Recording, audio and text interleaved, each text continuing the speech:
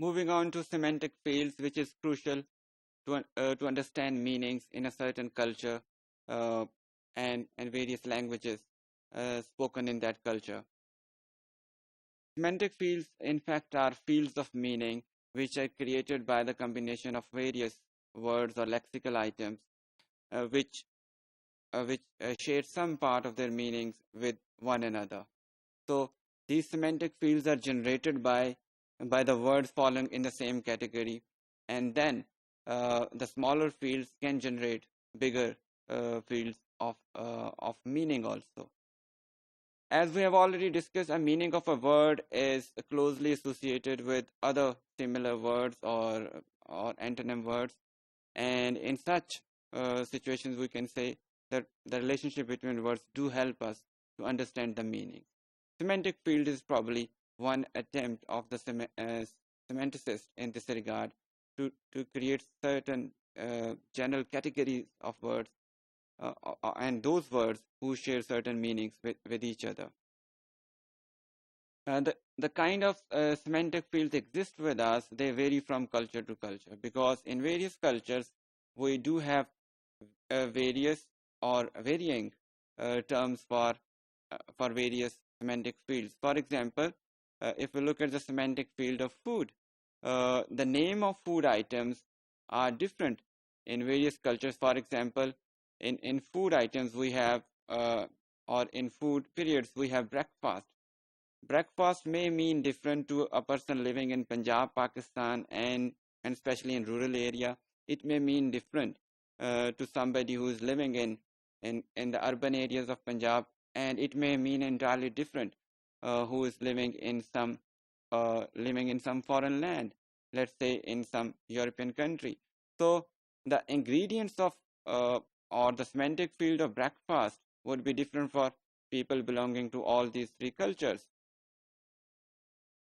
Probably for similar reasons, we know anthropologists use these semantic fields to know deep about a certain culture.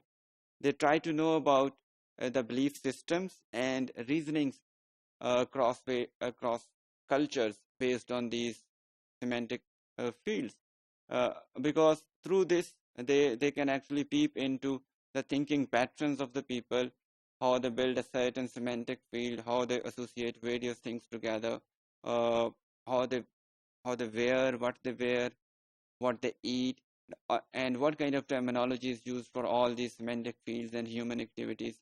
By building a connection between them, they can develop a rationale for the social behaviors of the people.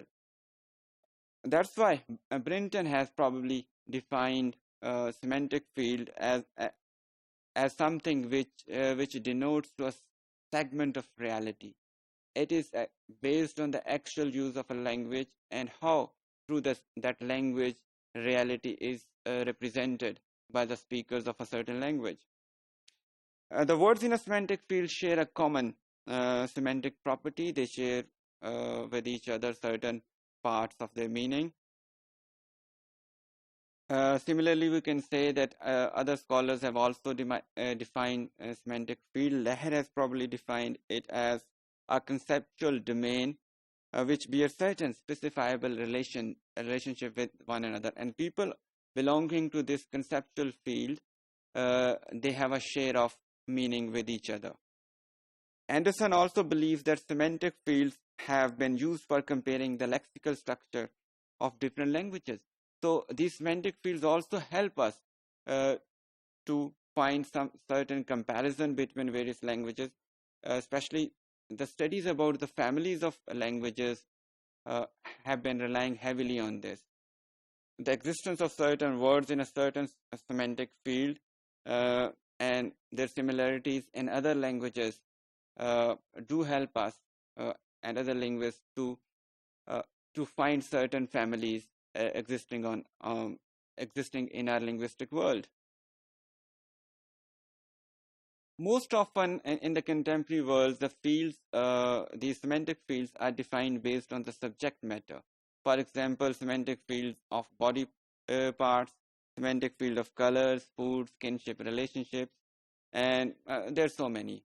All areas of human interest, human activity are covered by certain semantic fields. The words in a particular semantic field are incompatible with each other. And by that we mean that they cannot be replaced with each other. They may share certain meaning. For example, elephant and zebra may belong to a semantic field of animals, but in a certain sentence, they cannot be replaced with each other. We cannot give the attributes of zebra to elephant and elephant to zebra. So, do they share certain meaning? They belong to certain semantic field, but they are incompatible in many ways. Look at this example here in front of you. We have on the top a larger semantic field, which is language. It may be subdivided into many semantic fields, and I have mentioned only three of those: moods, health service, and sports. And in sports, you can say there could be so many sports which could fall into this semantic field, but I have mentioned only hockey, cricket, there could be football, ice hockey, badminton, and there could be so many sports which could fall into. And they could further be subdivided. For example, there could be a semantic field for football itself, for hockey also. So as many sports, that many semantic fields could possibly be there. We have health service, and in health service we have personnel and equipment, and they could further be subdivided into further semantic fields. Then we have moods. We have happy, sad, angry, all these moods. So this diagram probably would help you understand that semantic fields exist in layers. We have one semantic which could be grouped with another bigger semantic field, or could be possibly be subdivided into smaller semantic fields. Words in a semantic field are not synonymous with each other. Uh, do they talk about some general phenomena, but still they are different from each other, as I have already explained this. For example, the words anger, happiness, and sadness, they belong to the same semantic field, uh, let's say mood or an emotional state, but they are not synonymous with each other. We know they convey different meanings, they convey different sense of the moods. Items in a semantic field also are unordered. There is no logical or linguistic pattern to organize various elements of a semantic field. For example, we do not have a natural way to order animals, various animals in a semantic field. So they would fall probably according to the choice of the user of the language, or they could be organized in a certain possible logical way. But still, in certain semantic fields, things could be organized in some ordinal, sequential, or cardinal structure or sequence. There could be some commonsensical structures or orders may also be developed. For example, the human body or the parts of human body can be organized with a sequence from bottom to top or from top to bottom. It depends on the user or the writer of the language, how he decides about it. However, there is no permanent sequence to semantic fields.